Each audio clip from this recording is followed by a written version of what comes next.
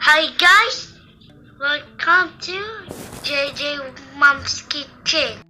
எல்லா போலும் இறைவனுக்கு இன்றைக்கி ஒரு சூப்பரான ஒரு டிஷ் தான் ஃப்ரெண்ட்ஸ் பார்க்க போகிறோம். இங்கே மலேசியாவில் ரொம்ப ஃபேமஸான ஒரு சோளா ரெசிபி, ரொம்ப ஈஸியாக செய்யக்கூடியது ஃப்ரெண்ட்ஸ். கண்டிப்பாக ட்ரை பண்ணி பாருங்கள்.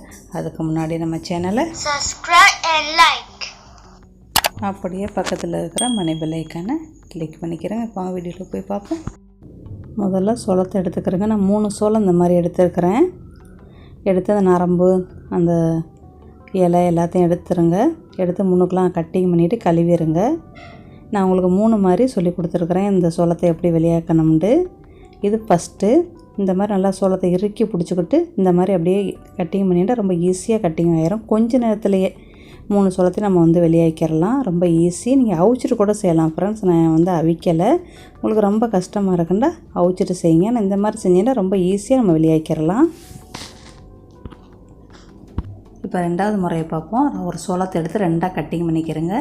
கட்டிங் பண்ணிவிட்டு விரல்கிட்ட அப்படியே செய்யணும்.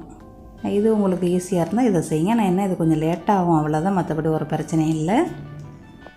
இப்போ வாங்க நம்ம 3வது முறையை பார்ப்போம்.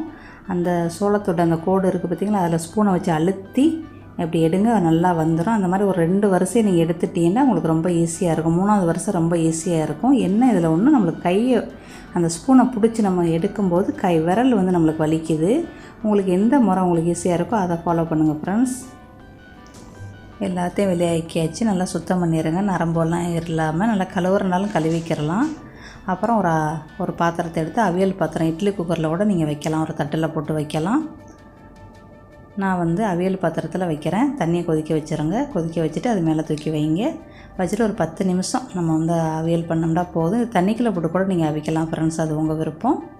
நான் இன்றைக்கி ஸ்டீம் தான் பண்ணுறேன். அவ்வளோதான். 10 மினிட்ஸ் ஆயிடுச்சு. இப்போ அடுப்பு அடைச்சிட்டு ஒரு 5 நிமிஷம் அது ரெஸ்ட்டில் இருக்கட்டும். அப்புறம் எடுத்து பார்க்கலாம். நல்லா சூப்பராக வந்திருக்கும். ஒரு மங்கு எடுத்துக்கிறோங்க. இப்போ நம்ம 1 கப்புக்கு தான் செய்ய போகிறோம்.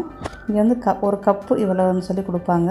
நல்லா ஆனால் சுட இருக்கணும். சோளம் நம்மளுக்கு சுட இருக்கணும். 2 ஆப்பை போட்டுக்கிறோங்க. சோளத்தை அவிச்ச சோளத்தை, ஒரு பிஞ்சு உப்பு, 1 ஸ்பூனு பட்டர் போடுங்க. பட்டரா பிளாந்தாவா மஜரினா உங்கள் வீட்டில் என்ன இருக்கோ அதை போடலாம். நெய் கூட போடலாம். அப்புறம் 1 ஸ்பூனு மில்க் மேட் பால்டின்னு ஊற்றுங்க. இனிப்பு பால்டின்னு நம்ம டீ காஃபிலாம் கலக்குவோம்ல, அந்த பால்டின்னு ஊற்றுங்க. ஊற்றி மிக்ஸ் பண்ணிக்கிறேங்க. இது 1 கப்பு அளவுக்குள்ளே எல்லாமே அளவு எல்லாம் 1 கப்புக்குள்ளது. இது கரெக்டாக இருக்கும். இனிப்பு எல்லாமே கரெக்டாக இருக்கும் ஃப்ரெண்ட்ஸ். இதே மாதிரி ஒரு கப்பாக நீங்கள் செய்யலாம். செஞ்சு என்கிட்ட கப்பு இல்லை, அந்த மாதிரி கப்பு நான் அதனால் மங்கில் போட்டு கொடுக்குறேன். உங்கள் வீட்டில் கப்பு இருந்தால் பிள்ளைகளுக்கு போட்டு கொடுங்க. அது ஒரு மாதிரியாக வெள்ளை கப்பில் போட்டு கடையில் கொடுப்பாங்க. அவ்வளோதான் ஃப்ரெண்ட்ஸ், ரெடி பண்ணிட்டோம். இப்போ வாங்க 2வது முறையும் நம்ம பார்ப்போம். 1 கப் எடுத்துக்கிறங்க. அதில் 1 ஸ்பூன் பால்டின்னு ஊற்றுங்க. ஒரு பிஞ்சு உப்பு போடுங்க. உப்பு போட்டு மிக்ஸ் பண்ணிக்கிறங்க. அப்புறம் சோளத்தை எடுத்து போடுங்க. சோளம் கண்டிப்பாக சுட இருக்கணும், அதை மட்டும் பார்த்துக்கிறங்க. அப்புறம் 1 ஸ்பூனு பட்டர் போடுங்க. நல்லா மிக்ஸ் பண்ணிக்கிறங்க. மிக்ஸ் பண்ணி எக்ஸ்ட்ரா இருக்கிறதுக்கும் நீங்கள் சோளத்தையே போடுங்க. கண்டிப்பாக நம்ம 1 கப்புக்குள்ள அளவு மண்டுது. அப்புறம் சீஸு உங்கள் குட்டீஸ்கள் விரும்புனாங்க, உங்கள் வீட்டில் இருந்துச்சுன்னா சீஸை மேலே போடுங்க. சீஸை மேலே போட்டு அந்த சூட்லேயே நல்லா உருகும். நல்லா கிண்டி விடுங்க. கிண்டி விட ஒரு நிமிஷம் நல்லா மிக்ஸ் பண்ணுங்கள். மிக்ஸ் பண்ண உங்களுக்கு நல்லா அந்த சோளத்தோட நல்லா உருவிடும். அப்புறம் அது மேலே லைட்டாக பால்டினை ஊற்றி குட்டி செல்லு கொடுங்க.